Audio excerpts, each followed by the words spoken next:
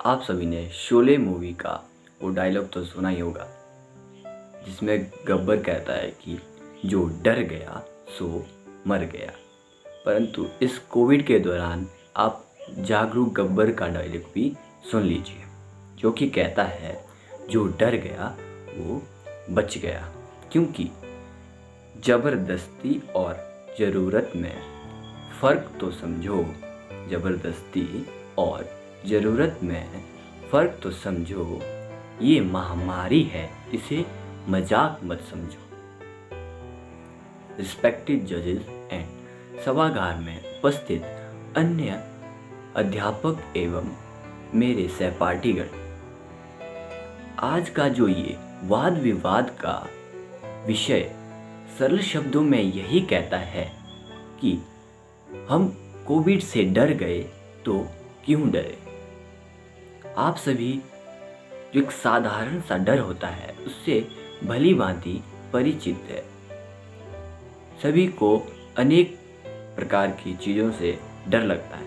उदाहरण के तौर पर यदि किसी को डर की परिभाषा समझ ना आए तो मैं आपको कहता हूँ कि आप अभी जहाँ पर भी बैठे हों, मुझे सुन रहे हो, आप जाएं अपने घर की छत पर या स्कूल पर बैठे हो तो स्कूल की छत पर जाकर वहाँ से नीचे कूद जाएं।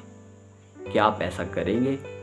कदापि नहीं, आप ऐसा बिल्कुल भी नहीं करेंगे, क्योंकि आप सभी जानते ही हैं कि यदि आप नीचे कूद जाते हैं, छलांग लगाते हैं, तो आपकी हड्डियां टूट सकती है, सीरियस इंजरी हो सकती है, क्योंकि आप उसका परिणाम जानते हैं।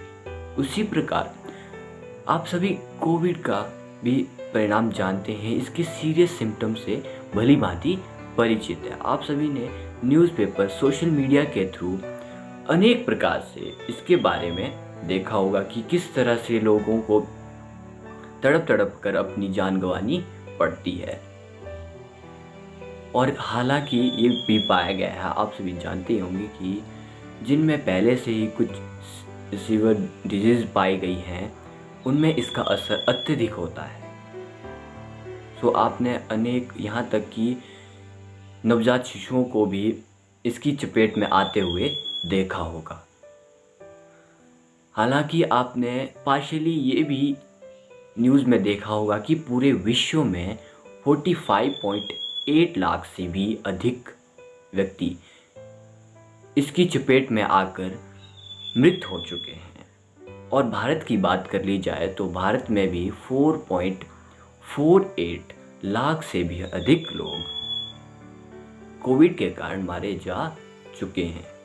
और आप सभी जानते हैं कि आप विश्व के विभिन्न देशों में अनेक प्रकार के रीति रिवाज होते हैं। जैसा कि उदाहरण के तौर पर आप भारत को ही देख लें, यहाँ पर अनेक धर्मों के लोग रहते हैं एवं वे अनेक प्रकार से अपने मृतक एवं परिजनों का क्रियाक्रम करते हैं या उन्हें अनेक प्रकार से उनको श्रद्धांजलि अर्पण करते हैं। जैसा कि आप सभी जानते होंगे, आमतौर पर क्रियाक्रम 11 दिन तक किया जाता है, परंतु इस कोविड के दौरान मृतक के परिजन ये सोचकर डर जाते हैं कि कहीं वे जब अस्पताल से मृतक को घर पर लाएं तो कहीं वे भी कोविड के इन्फेक्ट में ना आ जाए।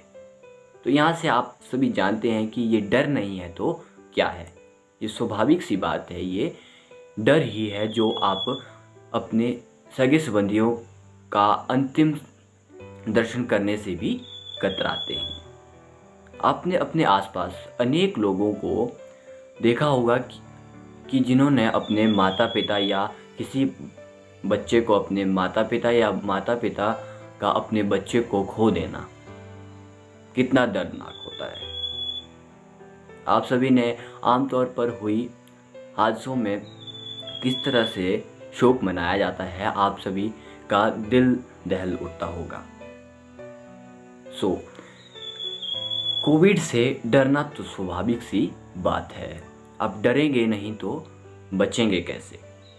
तत्पश्चात आप सभी जानते हैं कि कोविड के कारण पूरे विश्व में इसका गहरा असर पड़ा है।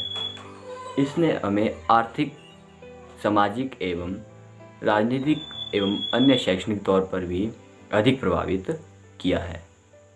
आर्थिक तौर पर देखा जाए तो हमें अनेक प्रकार की असुविधाओं का सामना करना पड़ रहा है। हाल ही में एक रिपोर्ट में सामने आया है कि पूरे विश्व में 2.5 करोड़ से भी अधिक मजदूरों के रोजगार को कोविड ने छीन लिया है, जिसके कारण उन्हें घर पर रहना पड़ रहा है एवं उनके पास रोजगार करने के लिए कुछ भी नहीं है।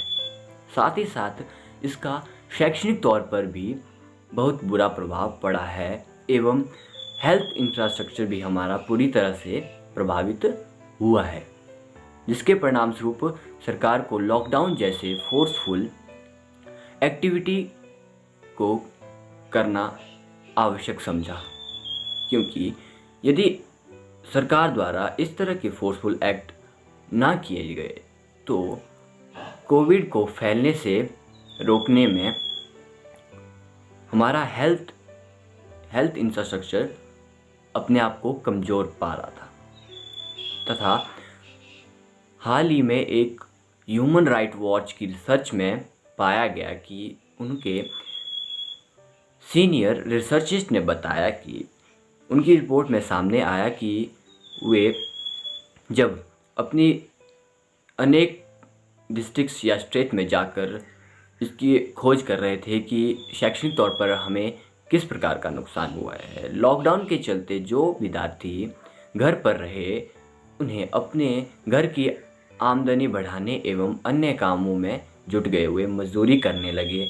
साथ ही साथ उन्होंने तत्पश्चात शादी कर ली, माता पिता बन गए एवं अब वे स्कूल जाने से कतराते हैं, क्योंकि वे समझते हैं एक तो उनकी उम्र अधिक हो गई है, दूसरा वे समझते हैं कि जो फ्री एजुकेशन कंपलसरी है सरकार के द्वारा चलाई गई उससे भी वे वंचित हो चुके हैं।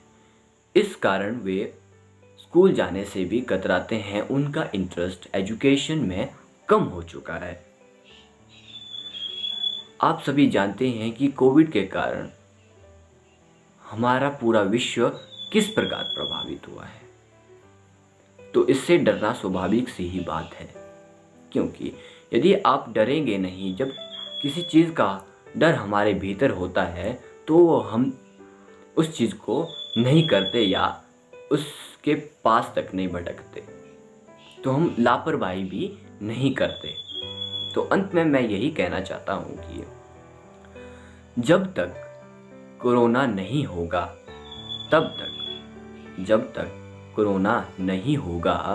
तब तक लापरवाही होगी। जब कोरोना होगा तब सांसें नहीं होगी। गौर फरमाइएगा, जब तक कोरोना नहीं होगा लापरवाही होगी, जब तक कोरोना होगा तब तक सांसें नहीं होगी। इन्हीं शब्दों के साथ धन्यवाद।